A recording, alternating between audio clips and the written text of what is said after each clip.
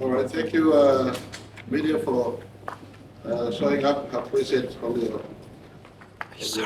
presence.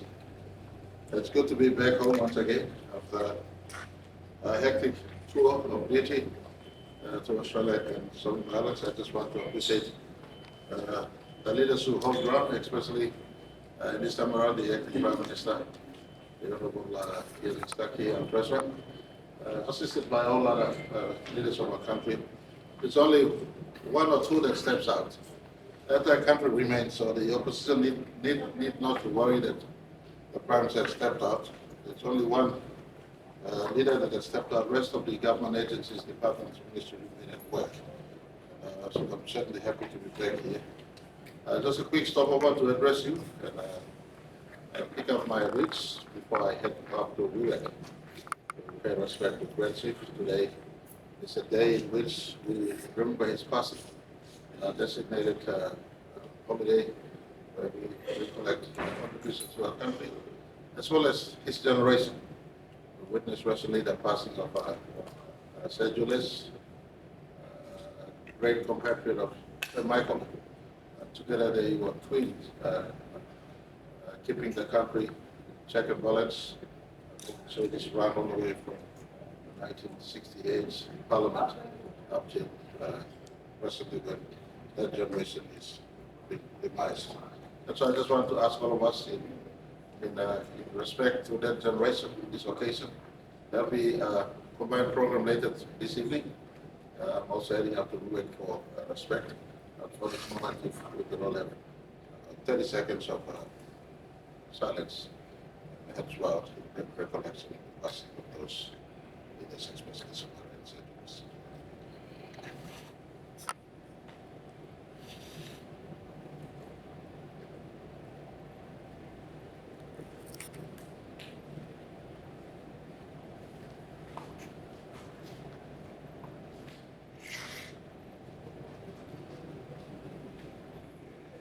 Thank you very much. Without them, we will not be here. And so we don't take their efforts for granted. We don't take their past for granted. They have planted the seeds. They have laid the foundation. It is now our time to make sure the frame is standing up and us continue on building a better PNG, one that we have inherited from that generation.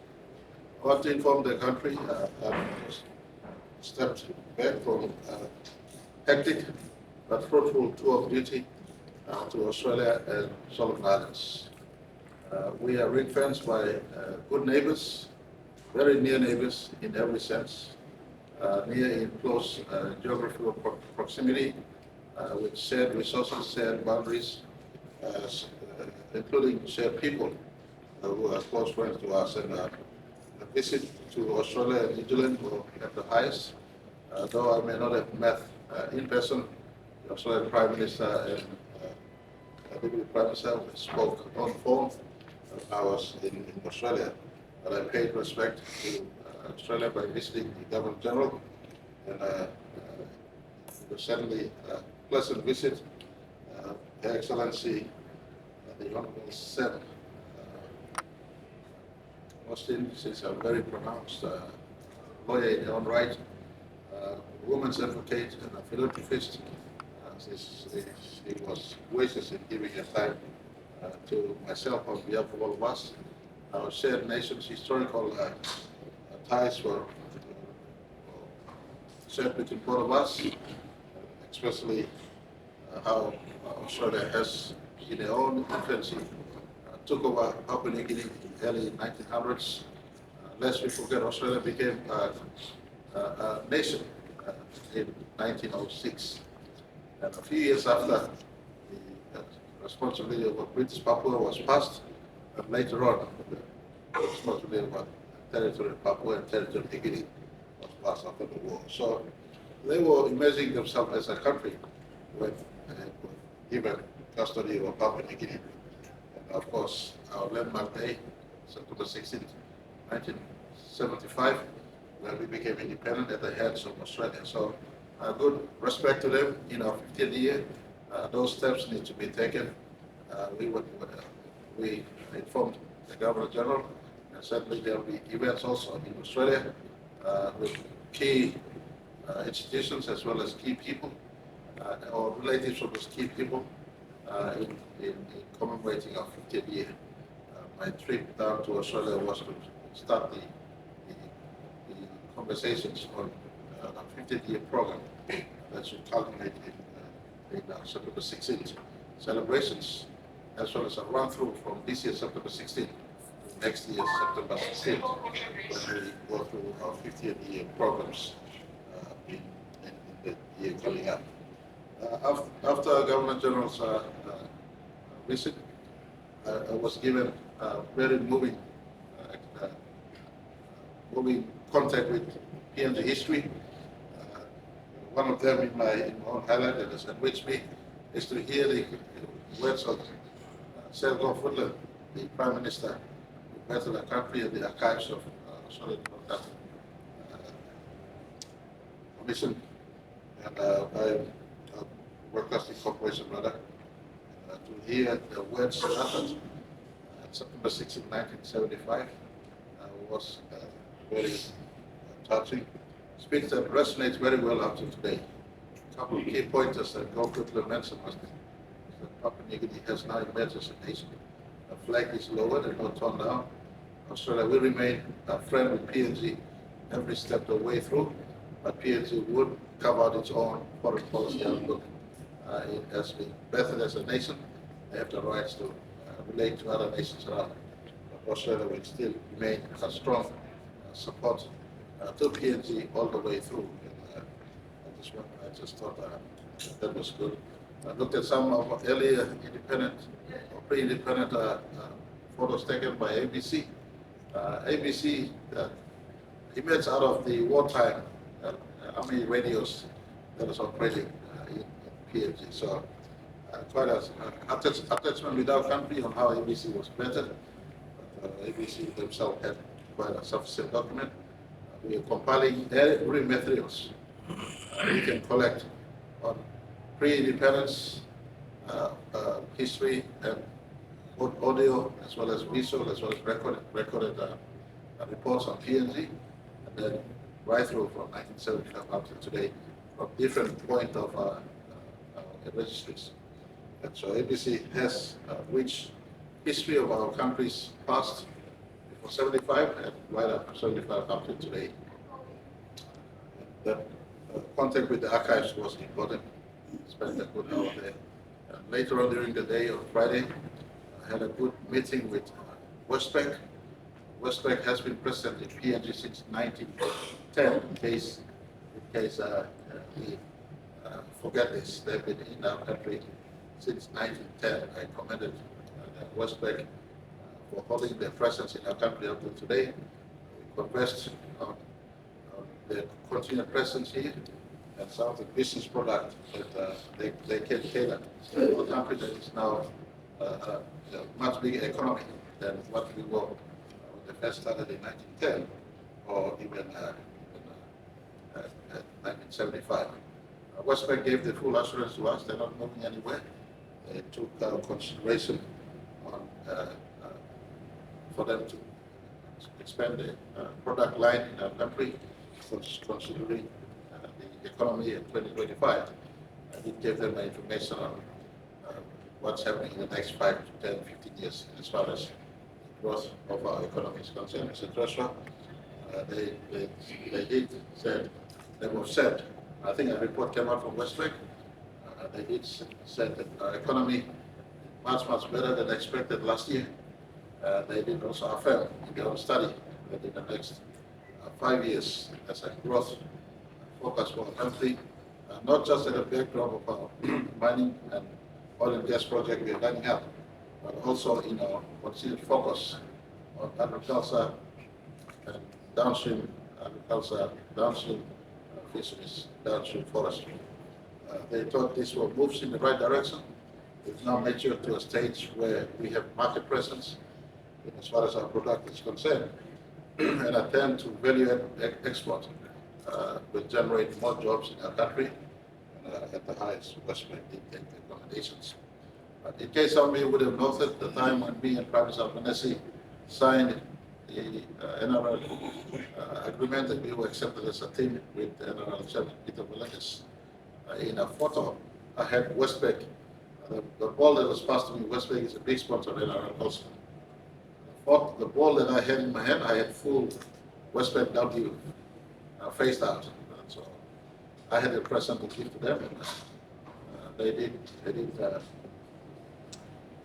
indicate possibility of them being a sponsor in our NRL team, subject to proposals going forward. So I thought that was also a good meeting. And later in the afternoon, I met the NRL chairman, Mr. Peter Melendez, and NRL CEO, Mr. Andrew Abdo. Those were leaders of NRL who were able to allow us to have our franchise license. We no longer bid with him. We're already a team in NRL preparing to participate in 2028. I've given my blessings for joint venture work with the NRL in itself. They have the expertise. They know how to start up a business that will be sustainable financially. And so in the first few years, NRL a team set up by NRL itself will run the team for us. We'll be jointly discussing who becomes the chairman and getting the team up and running. We will be sitting on the board as partners. And once the team is set up running, hopefully in 5 years' time, we should have 100% control of the team. It is to our advantage that NRL has a strong presence in our team as far as getting the business, get a unit up and running, getting the clock system and the clockwork of running a professional team that is much higher than Queensland Cup. In fact, the National Rugby League team is the best rugby league competition in the world. Just one thing, contract is concerned. We are a mega hotspot for niche tourism. We are a mega hotspot for business and commerce.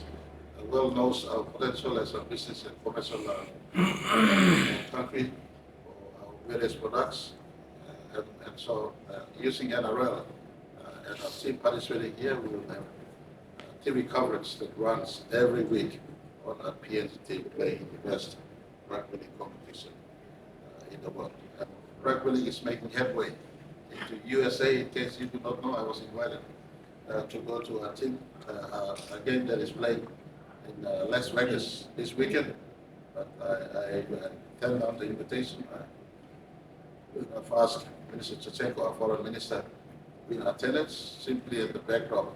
The US government representatives also, with Australian government representatives in that in attendance to the game. At the side of the game, there'll be important conversation on commerce, trade, and government-to-government relations. So, rugby league is just not sport. I want to advise all Papua New Guineans who may see this in a negative. Using our participation in NRL, there will be cascading value-added positives for our country, including retiring Port Moresby for the first time. In a manner in which Port Moresby is fully modernized and livable by all types of people, including our business, for the games that is being played. This year we have a 15 million kina in budget to support Safe City in Port Moresby. I do apologize for continued recurrence of crime that does happen in our city. As we go forward into the future, and the police that is being put together to police Port Moresby and our country will rely on such interventions as come right in our cities. And the work for us to do right now, as we go into not just our 5th year, but the next 3 years to prepare our team to be hosting world-class competition, is making Port Moresby a safe city. Must be a safe city. And so I want to remind everyone, from NRL, there's a cascading ripple on positive effect for our country. There's over $300 million worth of investment by Australian government into this B team was not grant, not loan. It is free grant supporting your team. Part of that junior academy for boys and girls. The possibility of a junior competition also in Australia, where we will have our under 21s playing there. Our girls play in women competition, and our boys have a path to go to play professional rugby league. And NRL has given the full support. PNG has the catchment of young players who could eventually filter not just to our team, but other teams in NRL. And that has been acknowledged. A greater part of that work, investment would be on expanding schoolboys and schoolgirls rugby league, as well as other sports. Other sports will benefit from a center of excellence. We're building at somewhere in between a beginning sports area. That will be first use a right to our NRL Academy and NRL team, but it will be open for rugby union, soccer, Aussie rules, basketball, cricket, all other sports personnel in our country. That center of excellence will be a world-class training facility for athletes to prepare them. And the country by now should know our government values sport, especially professional sport, as a career option for young people. That is why we packed the sports portfolio with the higher education ministry. Simply put, those who are gifted in sports, various forms of sports, not just rugby league. If we properly develop with the provincial governments and districts a good sporting program at primary school and high school, eventually we could have a catchment for those of our youths and children who are gifted in sports. They could have career paths in their sports, and that is the intention of the government. Rugby league being our #1 sports, the most favorite sport, with the focused area of captivating our country behind the Cats. It's the Cats for our team now, and I'm just letting you all know. One team, one people, one nation, one country, one dream. The dream to uplift our NRL trophy is one of them, but more importantly, the dream for our country to be progressing.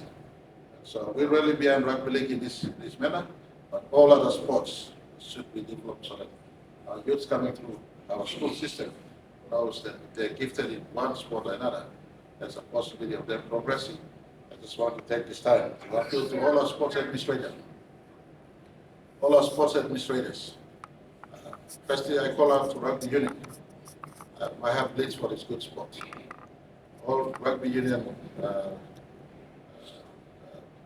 people of interest in rugby union, please fix these good sports. My government have, through Kumul Petroleum, asked Kumul Petroleum to be a major sponsor of rugby union, given 10 million kina already, I think 2 years ago.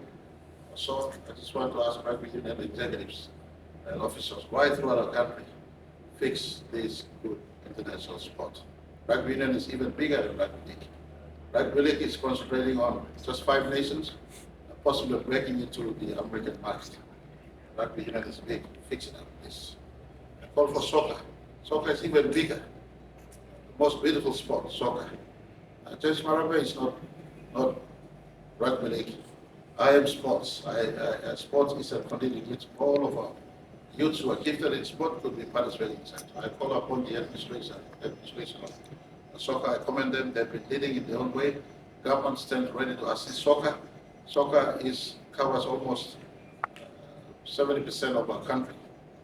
I want to ask soccer administrators to get their plan worked out, ready for us. Part of our 50th anniversary program is to roll out sports to all our country also. And as soccer, please step up. Basketball, in case some of you do not know, I was a basketball player in my high school days. And so basketball, I think I've made contact with those in the basketball leadership. My brother Charles Abel reached out. I think he's the current president of basketball. As basketball federation, administrators get yourself organized. We look forward to assisting you also. All the other sports, athletes, weightlifting, boxing, the individual sports. We're doing very well in cricket. I look forward to a report on cricket. I commend the cricket, those who are involved in cricket. We're almost breaking through the top 20 in terms of participating. We commend them. We're doing much better in Aussie rule. In case the country doesn't know, preoccupation rugby league. In Aussie rule, we are world champions as we speak today. Mosquitoes came back from being world champions. So Aussie is doing very well. We want to encourage all in sports. Organize yourself. We're spending our time with the Sports Federation on Friday and to look into what's happening there, to make sure that sports is activated as a major part of our country's life, encouraging all our youths to participate in these positive activities instead of leaving them restless. So that was my Friday work. I'm reporting to you because you all pay my salary, so I have to report to the country. Saturday, of course, I had a rest time, but on Sunday I met, very importantly, the biggest mobilizer of Papua New Guinea and Pacific workers into Australia. I think they call people in, if my memory is not wrong. We want to, there's a lot of need for Australian, in the labor market, there's a big need to fill in not just temporary labor needs, but also in the technical professional spaces. And with that, we will organize a system in which we know exactly who we are uplifting from PNG to send to work in Australia. I want to indicate to the country one of my my reasons as to why I work with Australia in the first instance is knowing exactly that Australian labor market will open up for us. It is now opening up in a big way. We just need to do it properly. I'm not just targeting the fruit picking type of labor. There will be a big need emerging in Australia for the blue collar workforce, as well as nurses, as well as teachers, as well as pastors in Australia. So in the context, we'll come back, we'll organize better amongst ourselves, and we will funnel all companies to go to Australia to one gate. That includes checking their character, making sure they're all educated up to grade 12. I made this commitment, only those who are educated up to grade 12. Now you ask me, I'm not educated to grade 12. But our government has opened the flexible open education pathway. Today, over 100,000 Papua New Guineans are now back in the second chance learning through this pathway. Matriculate yourself, get yourself educated. This window opening in Australia will be in excess of over 10,000 to 20,000 Papua New Guineans needed to work in Australia going forward into the future. And so we will have a criteria, we will have qualifications, a baseline, grade 12 certificate. Another baseline qualification would be a pastor must have certified your character. It doesn't matter which pastor, if it's a pater, or if it is a pastor, or if there must be churches in our country must have made reference on you. District or province will collect fairly from right across the country. There will be a quota allocated to each province, including our special region of Bougainville, and so we have an equal quota based on need in Australia. We have lived from across the country, grade 12 certified Papua New Guineans, as well as pastor certified Papua New Guineans. So that we don't send riffraffs down there, spreading well over the place, doing something that is worthwhile pursuing, because Australia has emerged, and New Zealand too, has emerged as a country of employment for our country, something that I saw in 2008, 2009 when I was education minister. I worked on, in case some of you do not know your own history, I worked on Australia-Pacific Training College. Port Moresby is a certified trainer of those who can be certified to work in Australia. Australia is now emerging as a big point of employment for us. The reason why we want to pick only grade 12 graduates is as they go down to work on the temporary jobs, later on we could overlay with linking them to colleges in Australia. So they study there, get a skill there. If they choose to work there, they work there. If they work, condition one of them would be you always come back home. Each agency doing their own. We don't know who is sending down in Australia. Can have one incident or two incidents that could really cast a dark shade of a good intention and a good program that may be opening up a new employment opportunity in Papua New Guinea. So that was a good win for me. I did commit that we come back. Treasurer right now is in charge of the labor mobility with the TIDI program and these two qualifications. I want to use this presence to get the message out. If you want to go and work in Australia now, education never stops. If you are 25-year-old, 30-year-old, matriculate to do grade 12. And be a good citizen, get a pastor to make reference. All pastors will sign your references. The reputation is on the line. Make sure you sign good citizens to go out and work. Equal proportion, male and female. It will also be equal proportion in our 20 provinces, our nation's capital district, as well as our just I had a very good session on Monday. In case some of you think I was on holiday, very busy. It's a busy day for me. Monday, I was in Canberra. 16 to 20 national parliamentarians from Papua New Guinea, from both sides of the divide. It's a bipartisan meeting, some from the opposition side and some from all majority from the government side who are in Canberra as I speak. There's a retreat going on in terms of their study on Australian parliamentary democracy, the work of parliamentarians, relationship between the Australian Parliament and PNG Parliament, and of course, the context of our 50th anniversary relating to how our nations have shared history and where we are today. I spoke to them at the National Museum in a luncheon there. I gave my address. I was assisted to some items in the museum that had PNG history. I was also privileged to see a 4,000-year-old Ambum stone in the Australian Museum. Why am I making reference to this one? Our history is not only up from 1975 up. We are a nation of people who lived in this part of the world for over thousands of years. That Ambum stone has predated, here my senior 30 years, his preoccupation in life is in that sort of space. Ambum stone, for me, established our country's people's long-term residency in our islands. And so Ambum stone was there, predates back 4,000 years of life, and it's just not a stone. The way it is carved, I'll circulate a photo, Tony and Tony, it looked as if they used technology to carve it. Pure symmetrical, heavy granite. Today you would use your electric tools to do a fine job like this. So it's an amazing technology they had back then.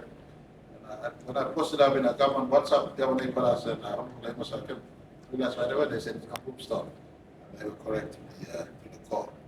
So it shows how we have long history in our part of the world, and I just want us to be happy that in the contemporary world we're finding our feet, but as a people, as culture, as nation of culture, we've been existing here thousands of years, high seas and high mountains, valleys in our country by God's grace. So museum contact was good. I also had opportunity at the Australian Library that had a lot of our history also.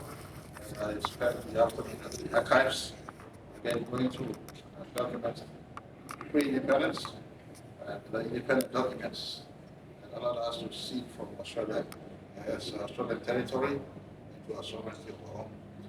And later in the evening, I addressed the Gulf Whitlam Foundation.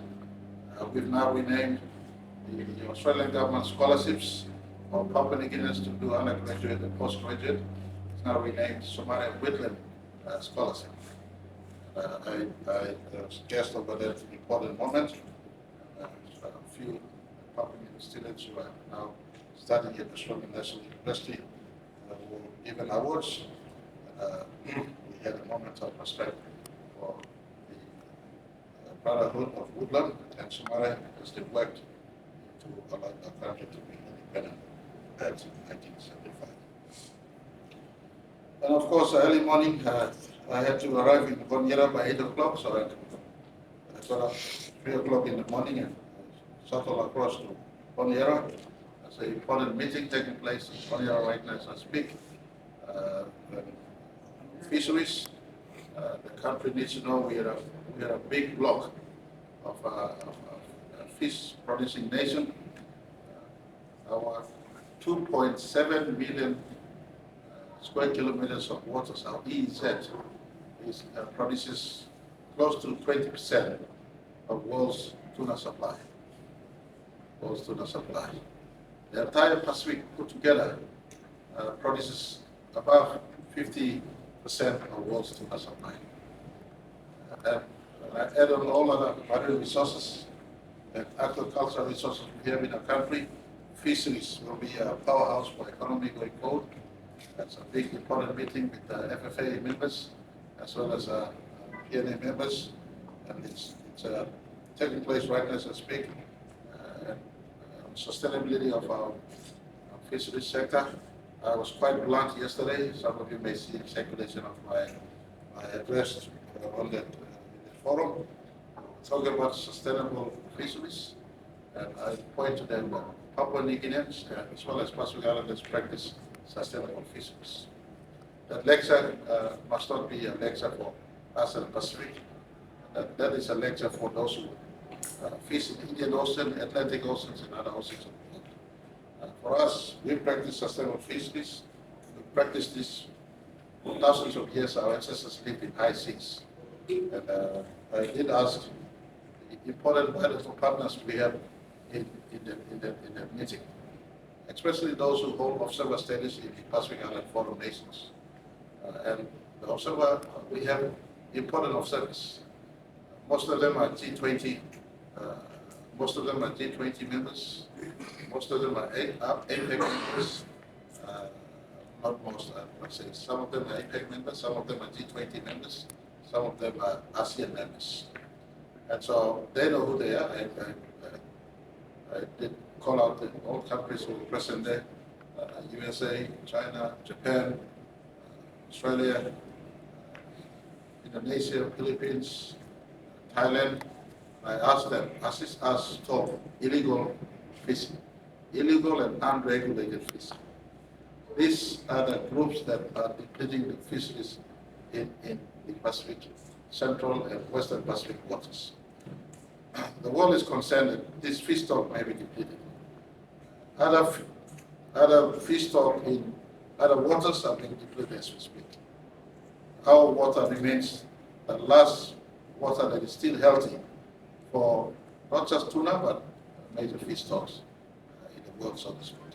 So I did ask our major nations who are observers in the Pacific Island Forum, nations that assist us to stop illegal fishing by use of satellite imaging, as well as tracing for those who are fishing illegally, where they bring the fish back.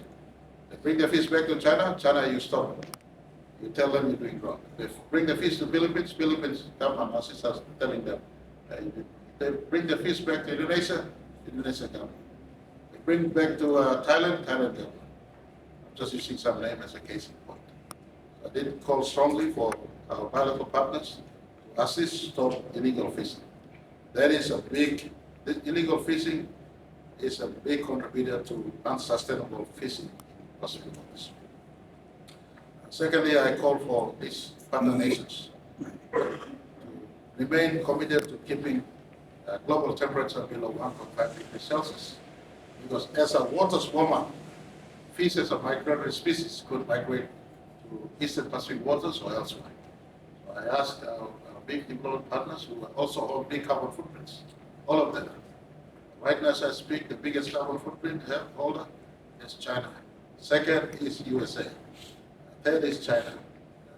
Then the European bloc, India, and other partner nations. I ask them, remain committed to keeping 1.5 degrees Celsius as a target by 2050. Let's shift to clean energy so that waters could remain in its natural state. And then the food stock, fish, which is a food, the fish stock will remain because the world will eat this fish and marine products going into the future. These are big conversations, but zeroing in for us, fish and tuna has the greatest potential to be a big employment creator for us. And money enough for us. I did inform the forum yesterday in Honiara that working with the American through our ship rider and our defense corporation, any illegal fish in the waters, we will catch them and sink the boats up in the boats. Very recently, we've caught one or two illegal fishing, and both our own Marine as well as defense, U.S. Marine did follow those illegal fish, illegal fishing ships. So I did inform the forum, Papua New Guinea will not tolerate illegal fishing in the waters.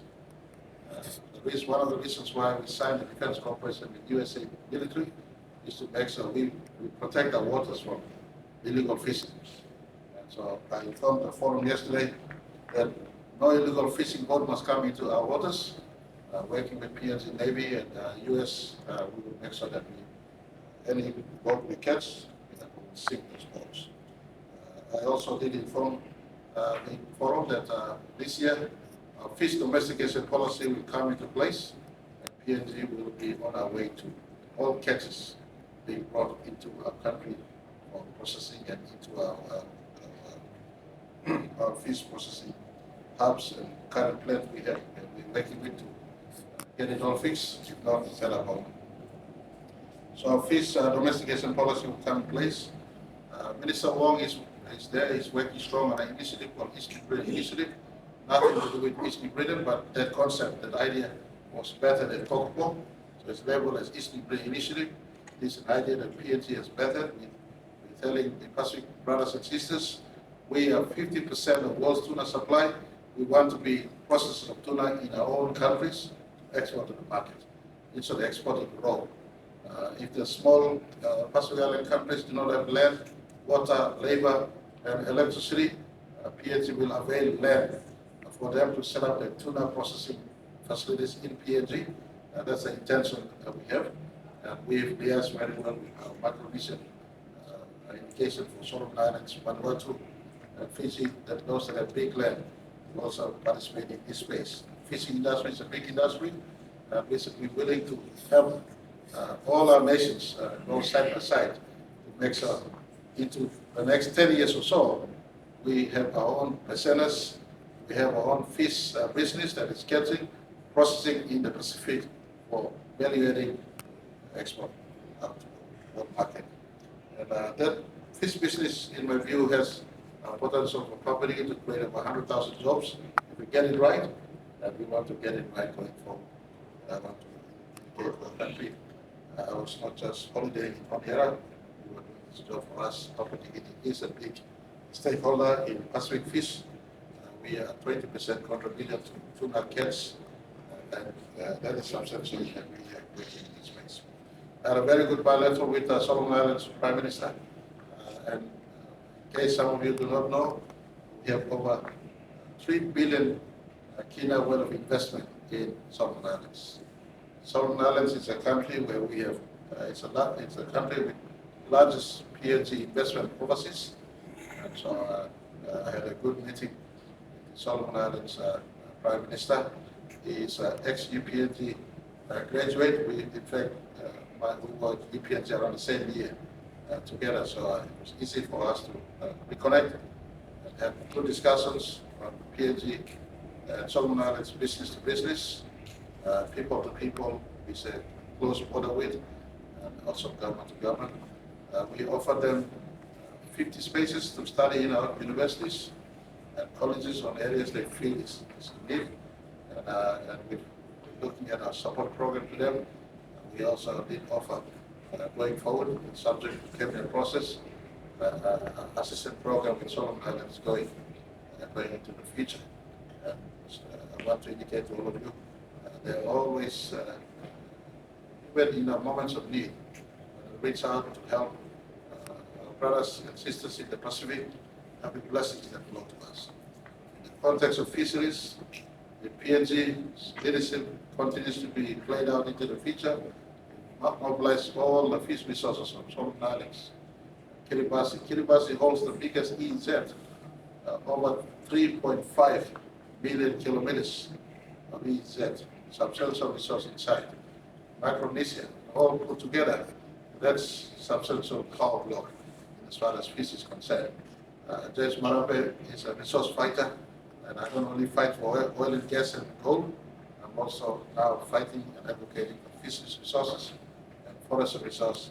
That for me is a big money earner for our coastal people. We want to mobilize them in the right place and not just mobilizing from PNG context, but working with Solomon Islands, working with all our Pacific Island nations who have substance of fish resource in them. And the Solomon Islands being our closest brother nation in as far as Pacific is concerned and Indonesia, it's only fair that we continue to work with them and wherever we can, our assistance to them must be brought in. Dr. Sol, I did have good side meetings with other heads of government who were there, Prime Minister Tuvalu, Prime Minister of Niue, President of Palau, as well as a host of other ministers representing their country.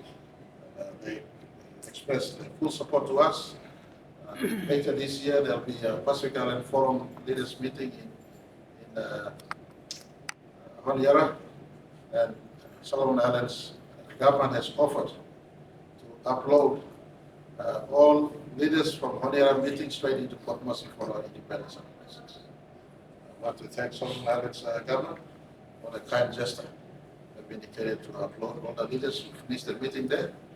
Settle them to Port Moresby to join us. I did invite some famous Solomon Island musicians and culture group. I don't know some of you, but some of us like listening to a person like Stagi. Is it Stagi or Stagi? Without asking the committee here, I said, please, I want Sanjay to come or something. But to Papua New Guineans, that week in September will be a busy week, cultural week. Pacific cultures will be here. Our own culture, music, contemporary music as well as past music, art, etc. So an extension was made to Solomon Islands and Pacific. There will be a lot of Pacific Island presence in that week for our independence later this year. And I want to ask all our citizens, it's an important independence year for us. You don't get 50th independence of a country every now and then. It's once in a lifetime of occurrence. Our generation today, from my generation to our children who are alive today, are fortunate to be living in this moment. Even though there are many down moments, including lawlessness, but let's appreciate the independence we have. Other parts of our immediate precinct are struggling to have the self-government. I repeat, other parts of our immediate precinct and elsewhere are struggling to be self-government. Other parts of planet Earth are fighting to defend their sovereignty. You and me have something that the Somali generation carved out.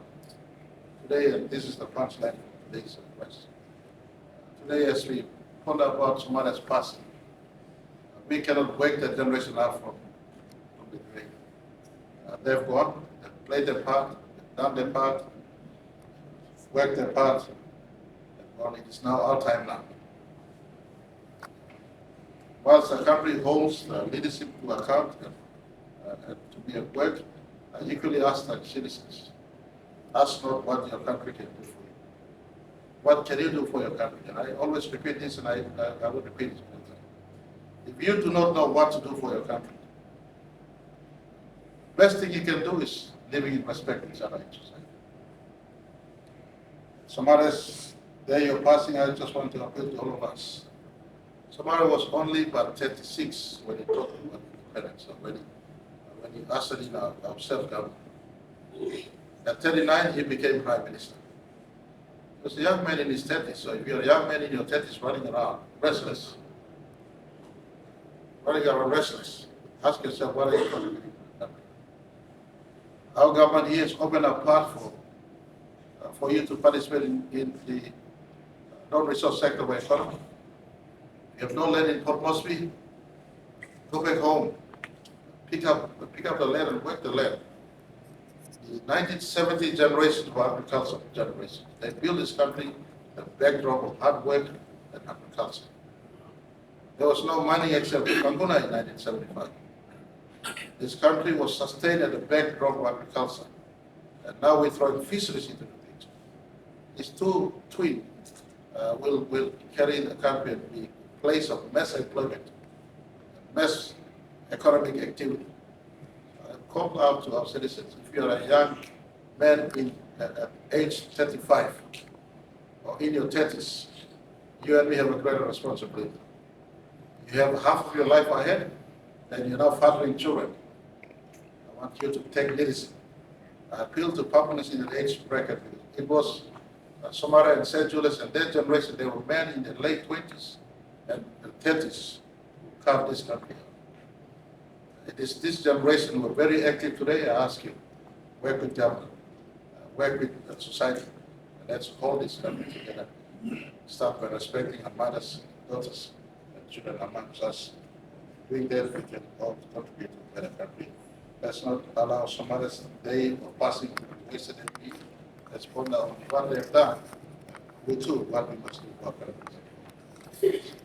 Sorry, I spoke at length, but I just thought I had to cover my activities. James Marape did not just go for one activity and I invest too much on the other activities. I'm packing all my time for country work. I could have seen my Friday, my Sunday, and my Monday was taken up because we advocate for country's prosperity.